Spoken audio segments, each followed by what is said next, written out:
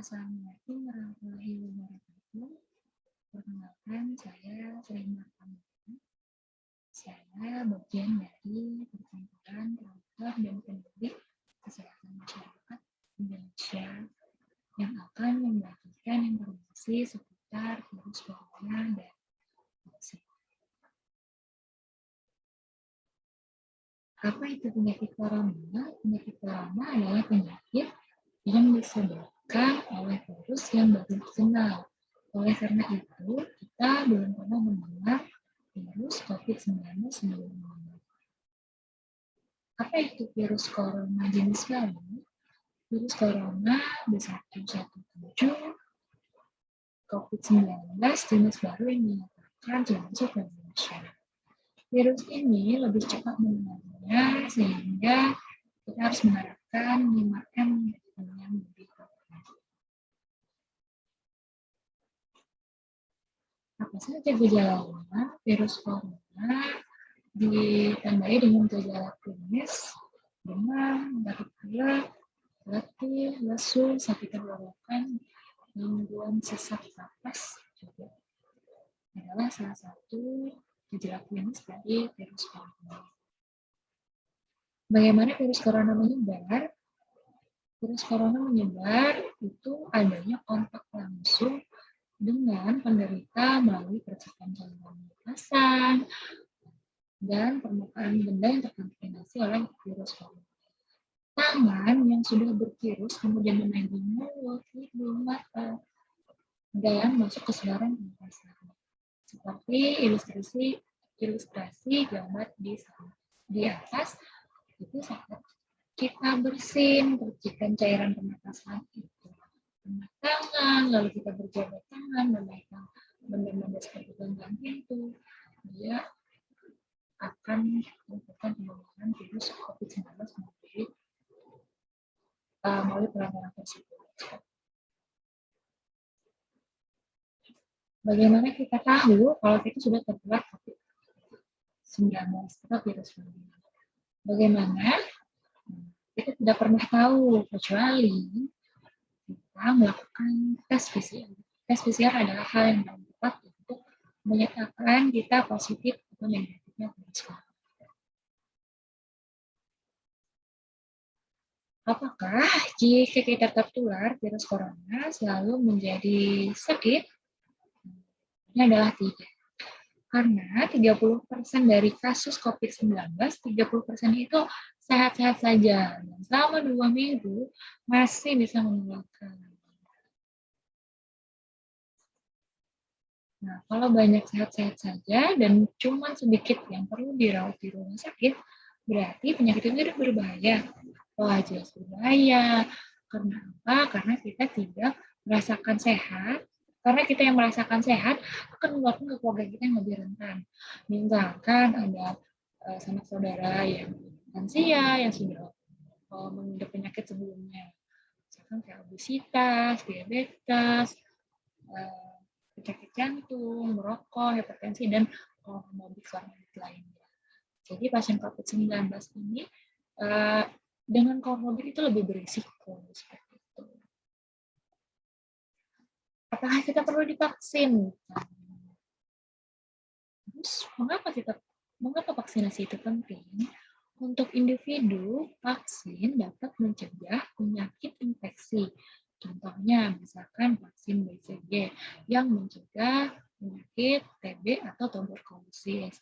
Misalkan vaksin polio yang mencegah penyakit polio. Bagaimana untuk komunitas? Ketika masyarakat telah diimunisasi untuk mencegah suatu penyakit, maka penyebaran penyakit tersebut akan menghambat sehingga terjadilah kekebalan kelompok yang biasanya disebut dengan herd immunity. Herd immunity ini ketika masyarakat telah mempunyai kekebalan, maka secara tidak langsung mencegah masyarakat yang tidak diimunisasi seperti bayi muda yang baru lahir dan orang yang menderita defisiensi imun. Jadi kita ikut untuk kita ikut kekebalan kelompok, maksudnya memutus rantai penyebarannya, kita ikut melindungi seperti itu. Lalu, kapan kekebalan kelompok itu tercapai? Herd immunity ini atau kekebalan kelompok itu tercapai jika 80% masyarakat telah kebal terhadap penyakit tersebut. Sehingga sebagian kecilnya, yaitu 20%, yang belum mempunyai kekebalan tersebut juga terlindungi. Bagaimana caranya supaya 80% masyarakat kebal? Kita yang sehat harus bersedia divaksin untuk melindungi yang tidak sehat. Nah, apakah vaksin COVID-19 di Indonesia aman? Vaksin sudah diuji melalui klinis dan terbukti tidak memiliki efek samping yang membahayakan. Vaksin COVID-19 di Indonesia juga sudah memiliki BIFOM yang sudah berizin untuk penggunaan vaksin tersebut. Namanya vaksinnya adalah vaksin COVID-19 Sinovac. Efikasi vaksin di Indonesia 65,3%, melebihi ketentuan WHO yang hanya 50%. Vaksin menunjukkan kemanjuran 65,3% dalam uji klinis. Berarti ada penurunan 65,3% kasus penyakit pada kelompok pasien yang divaksinasi dibandingkan dengan kelompok yang tidak divaksinasi. Apakah vaksin COVID-19 di Indonesia aman? MUI sudah menyatakan vaksin halal dan suci. Siapa saja yang akan divaksin? Untuk periode pertama, itu divaksin dari petugas kesehatan, petugas publik, dan juga lansia. Nah, setelah itu, periode kedua, masyarakat yang rentan dan masyarakat lainnya. Masyarakat rentan ini adalah masyarakat berdarah yang berisiko penularan virus. Apakah persoalan COVID-19 selesai setelah divaksin? Nah, perlu di sini pandemi COVID-19 belum selesai setelah kita divaksin. Ingat, vaksinasi baru berhasil jika konsep kekebalan kelompok tercapai di Indonesia jika mencapai 70-80% masyarakat sudah kebal oleh COVID-19. Dan untuk vaksin terampuh saat ini, kita dapat mencegah dan menangkal COVID-19 dengan mudah. Yang pertama, itu mencuci tangan dengan sabun. Dan yang kedua, memakai masker. Dan yang ketiga, menjaga jarak minimal 2 meter. Yang keempat, membatasi mobilisasi. Nah, jadi untuk bepergian, itu dihindari dulu. Nah, untuk yang kelima, M-nya adalah menghindari kerumunan. Misalkan mungkin atau untuk kerumunan, misalkan dihindari. Satu, disiplin mulai dari diri sendiri. 5 perilaku aku mencegah penularan COVID-19. Virus corona. 1M, pentingnya mencuci tangan. Mengapa mencuci tangan itu penting? Karena virus COVID-19 bisa berada di mana saja, menempel di benda-benda yang ada di sekitar kita. Salah satu cara yang efektif untuk mencegah penularan virus tersebut adalah dengan sering mencuci tangan pakai sabun. Mengapa cuci tangan harus dengan menggunakan sabun dan air mengalir? Pertama, sabun itu memiliki kandungan senyawa yang dapat mengikat molekul air dan minyak secara bersamaan, termasuk kuman atau virus yang berada di tangan. Terus yang kedua, perbanyak busa saat mencuci tangan dengan sabun karena gesekan dapat membantu untuk melepas kotoran dan minyak dari kuman. Aliran air membawa pergi minyak bersama dengan kuman yang terikat. Oleh karena itu, mencuci tangan cepat-cepat tidak dapat membunuh kuman dan virus. Nah, ini adalah 6 langkah mencuci tangan pakai sabun dan air mengalir. Mencuci tangan itu minimal selama 20 detik. Kenapa selama 20 detik? Karena untuk menghancurkan permukaan virus, molekul-molekul yang ada di luar virus itu membutuhkan waktu minimal 20 detik. Terus kapan saja kita mencuci tangan? Mencuci tangan itu harusnya sebelumkan setelah batuk bersin, setelah menyentuh benda-benda di tempat umum, setelah keluar dari toilet atau buang air besar, setelah beraktivitas dari rumah dan di dalam rumah, dan sebelum menyusui. 2M, pentingnya pakai masker. Mengapa kita harus menggunakan masker? Salah seorang teman sudah tertular virus. Tanpa masker, 100% Anda sudah pasti tertular. Dengan Anda memakai masker 70%, kemudian tertular. Jika teman yang tertular menggunakan masker, kemungkinan Anda tertular hanya 5%. Jika dua-duanya pakai masker, kemungkinan tertular 2%. Karena itu, WHO merekomendasikan siapapun yang harus menggunakan masker. Masker seperti apa yang harus saya pakai? Untuk masker yang dipakai itu bisa menggunakan masker N95, masker medis, masker kain. Untuk masker kain itu diusahakan 3 lapis. Jadi masker yang 3 lapis, jangan menggunakan scuba atau bag.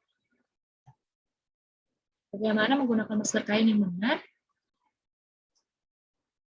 Gunakan masker yang sudah bersih dan dicuci, terus cuci tangan dengan sabun dan air mengalir, tetap itu penting sebelum menggunakan masker. Kait kedua karet ke bagian telinga atau mengikatnya ke belakang kepala, terus menutupi mulut dan hidung sampai ada celah. Ingat tanpa ada celah. Terus menarik bagian bawah masker untuk memastikan area mulut hingga dagu itu tertutup. Nah, masker sebaiknya dipakai 3-4 jam saja. Jadi masker kain ketika sudah lembab dan basah. Dengan masker kain. Terus cara melepas masker. Bagaimana dengan cara melepas masker yang benar? Nah, cara melepas masker yang benar, jangan menyentuh bagian depan atau bagian permukaan manapun dari masker kain. Lepaskan masker hanya dengan memegang bagian karet telinganya saja. Nah, untuk masker yang tali diikatkan ke belakang, selalu lepaskan semua tali bagian atas maupun bawah. Setelah melepas masker, segera cuci tangan. Dan tetap cuci tangan dengan air mengalir dan sabun. Apabila tidak ada cuci tangan, bisa melakukan pembersihan tangan dengan hand sanitizer yang mengandung alkohol 70%. Terus yang keempat, maskernya langsung direndam setelah dipakai, yang telah dipakai tadi terus direndam dalam air panas atau dalam air sabun. Hal yang harus dihindari saat menggunakan masker. Hindari menggunakan masker yang longgar, karena saat masker itu longgar, pasti ada celah untuk masuk virus COVID-19. Pada saat kita di luar rumah misalkan. Lalu jangan menggunakan masker di bawah hidung. Saat mulut kita tertutup, hidung kita juga harus tertutup. Jangan melepaskan masker saat berbicara. Ini sumbernya memang dari WHO.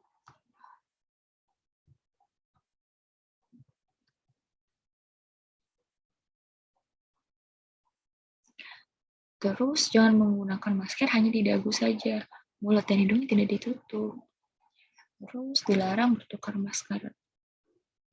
Nah, untuk yang terakhir, jangan mengubah atau menyesuaikan posisi masker.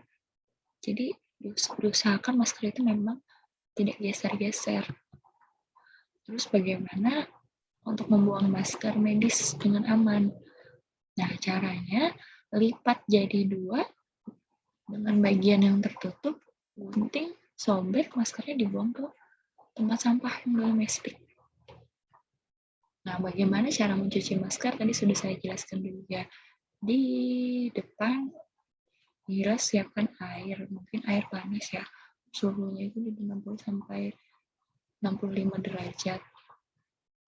Tetap gunakan seperti biasa, deterjen, dikucek maskernya, dibilas dengan air, keringkan di bawah sinar matahari atau menggunakan pengering panas. Selanjutnya disetrika, terus masker siap digunakan.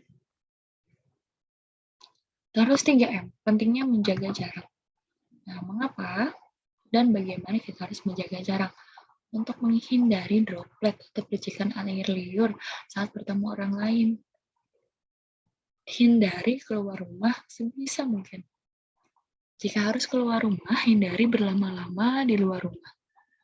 Bertemu teman secara virtual itu lebih bagus. Seperti kayak kita gini, secara virtual. Jaga jarak, lambaikan tangan, tidak perlu bersalaman, dan berpelukan. Ditunda dulu. Tapi kalau mau pelukan tangan juga boleh. 4M-nya adalah mengurangi mobilisasi. Bagaimana virus corona menular? Pada saat kita melakukan mobilisasi, virus corona ini menyebar dengan cepat sesuai dengan pergerakan manusia. Karena itu kita perlu membatasi mobilisasi. 5M selanjutnya adalah menjauhi kerumunan. Hindari berada di kerumunan, misalkan olahraga bersama, konser musik, dangdutan, berbelanja ke pasar tanpa menggunakan masker. Seperti ini, dengan tanpa menjaga jarak, protokol kesehatan tidak dijalankan, itu sangat tidak efektif. Maksudnya sangat sangat rentan sekali penularan COVID-19. Terus ibadah berjamaah atau pengajian dengan tidak menjaga jarak atau tidak memakai masker. Hindari dulu acara keluarga, misalkan makan bersama, piknik, taman hiburan, seperti itu. Jika ada yang sakit, bisa kita doakan dari jauh saja. Nah, bagaimana jika ada tetangga yang tidak menerapkan 5M? Jangan sungkan untuk menegur secara santun. Apabila ada orang lain yang tidak menjaga jarak aman atau tidak menggunakan masker. Sekali lagi, jangan sungkan untuk menegur. Bagaimana jika ada keluarga yang tidak menerapkan 5M? Terus kita harus mengingatkan kepada keluarga kita untuk menerapkan 5M. Mari kita bertahan, jangan bosan, tetap melakukan 5M. Tetap bekerja dengan aman, dengan normal, 5M-nya harus dilaksanakan, dukung program pemerintah untuk menerapkan protokol kesehatan 5M tadi. Tetap jaga penularan di lingkungan keluarga, protokol kedatangan sampai di luar rumah saat bepergian. Terima kasih atas perhatiannya. Tetap jaga protokol kesehatan, mari kita tetap bertahan, melakukan 5M. Yang mana yang pertama apa? Ayo. Ya apa? Ya benar, memakai masker, mencuci tangan menggunakan air mengalir, menjaga jarak, membatasi mobilitas, menghindari kerumunan. Benar. Itu saja informasi dari saya. Mudah-mudahan ada manfaatnya. Wassalamualaikum warahmatullahi wabarakatuh. Terima kasih.